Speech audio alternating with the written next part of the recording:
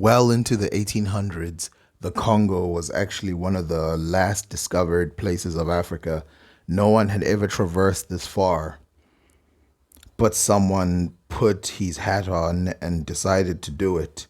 His name was Stanley Henry Morton, and in 1841, he decided to go on this journey. But what did he see when he got there? Well, first, he writes about a whole bunch of inventions, which I will mention later. But the most important one to me is rubber. He says that rubber was used in this area and was used extensively. Let's read. But before we read anything, let us put something into perspective. The Congo was isolated from most of the expansion of the Portuguese and the Arabic people because it was inland, and the Portuguese and the Arabs tended to move along the coasts.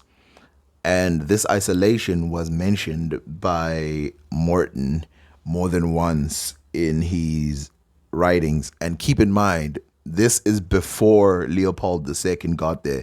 The book Through the Dark Continent that I'm going to read from is actually one of the books that inspired Leopold II to come to take over the Congo. But this is prior to that in the 1800s when they had no vision. The great chief of Orangi, made his presence known by sounding his double iron gong. This gong consisted of two long iron bell-shaped instruments connected above by an iron handle, which, when beaten with a short stick with a ball of Indian rubber at the end, produced very agreeable musical sound.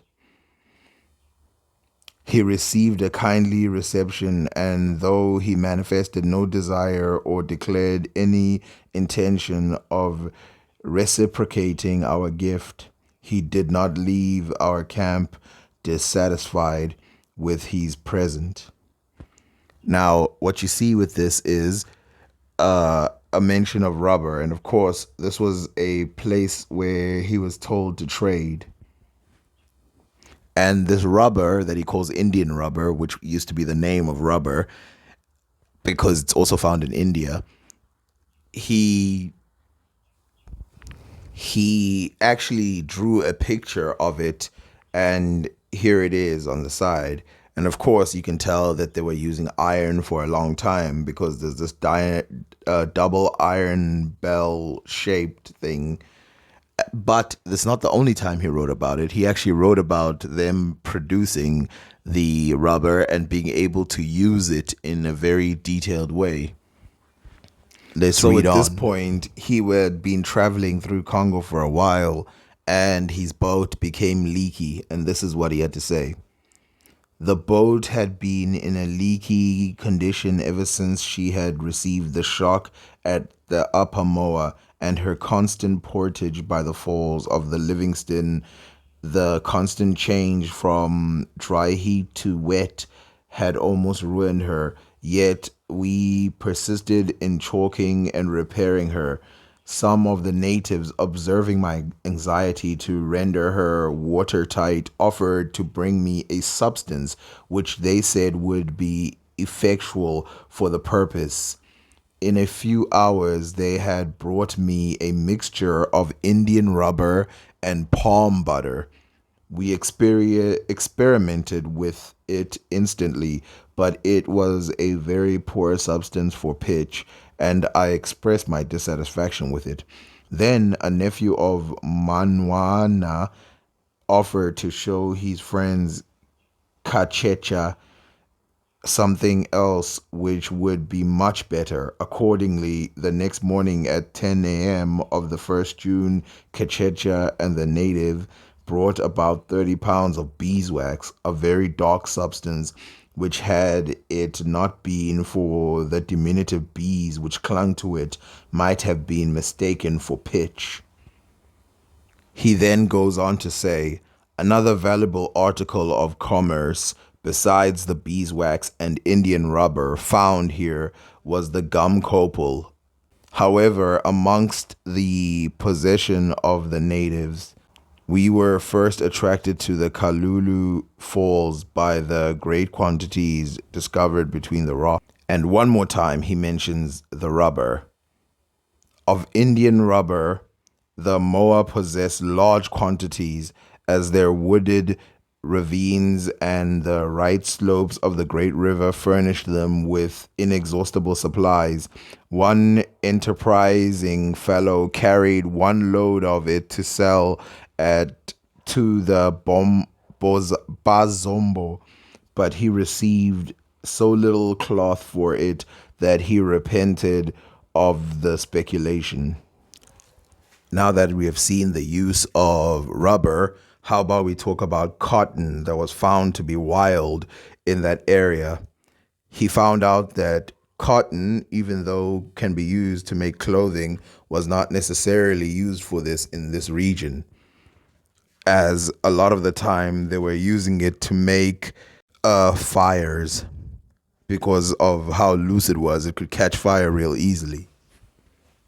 But outside of those natives, he actually met some islanders, and the islanders off of Samba Island for the evening of the 27th. The islanders told us that there was a cave about 60 yards in length on the mainland opposite where they sometimes hid in time of danger. For a small island, Msamba is densely populated and every inch seems cultivated.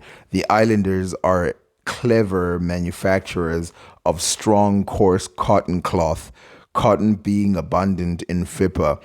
The Ruguku River empties into Msamba Bay.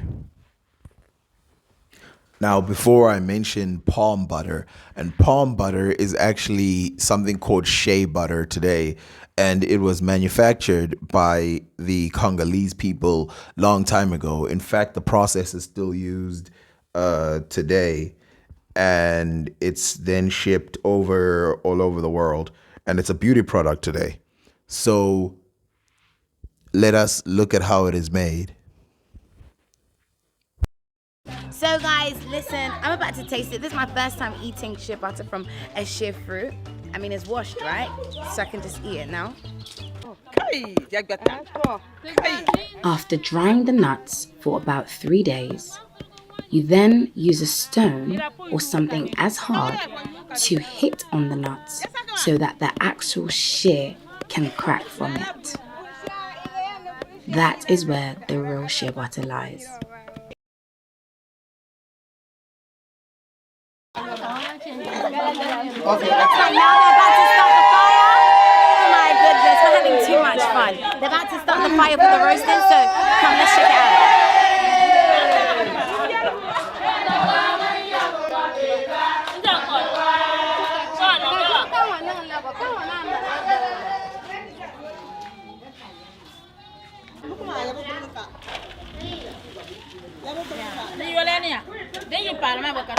Tamale was a community with a lot of shea trees. And in the local language, this fruit is called tama. The shea fruit. It's called tama. So when the locals wanted to go to where the shea trees are, they would say Ticham Tamani. Ticham Tamani. That means that let's go to where the shea trees are. When the white people set in during the colonial days, their accent of saying that changed to Tamale. Tamale. Instead of Tamani, they made a link. Tamale. Exactly. Tamale. And that is how the name Tamale came to be. Oh my God. Yes. So Tamale. Tamale, the place where all the shea fruit. Exactly. So Even though the rubber existed in its natural state, the natives already knew that they could seal things, waterproof things, by using it. But let's talk about shea butter. Shea butter was discovered in this area and was used by a lot of people.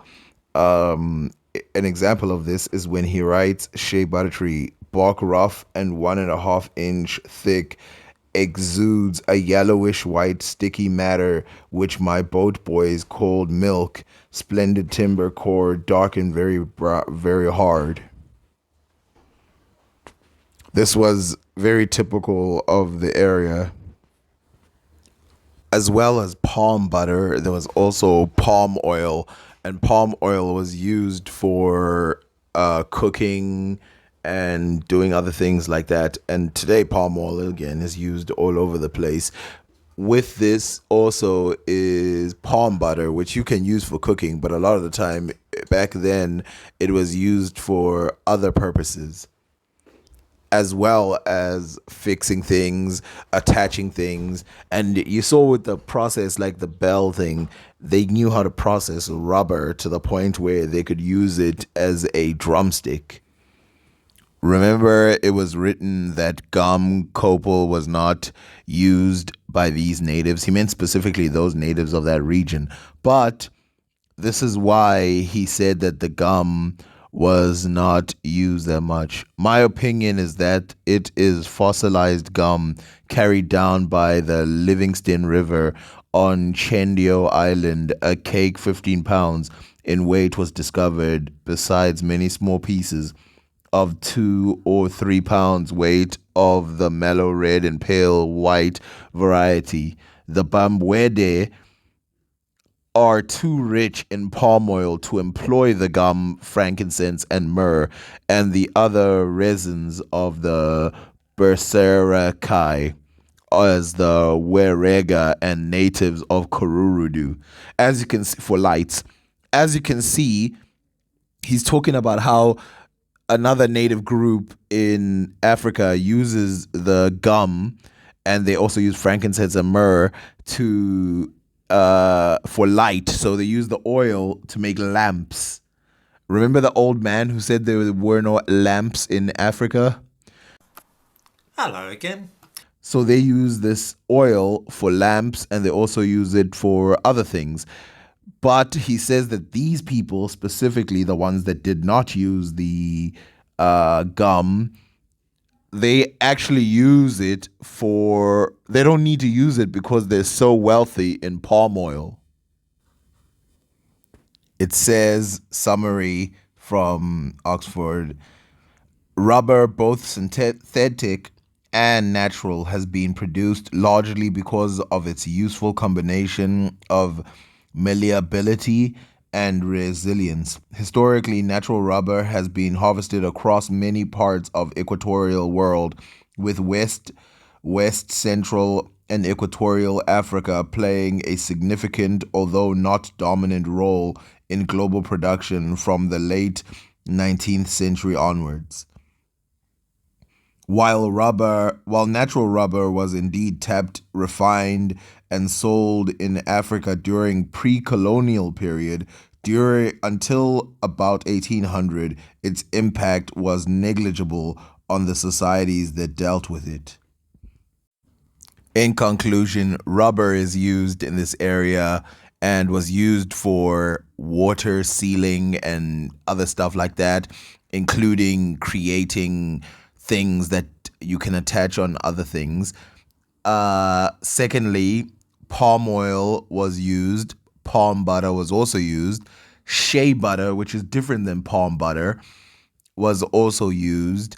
And yeah, other stuff that I have yet to mention, which are in this book. So I will leave it there, except for reading what Oxford has to say.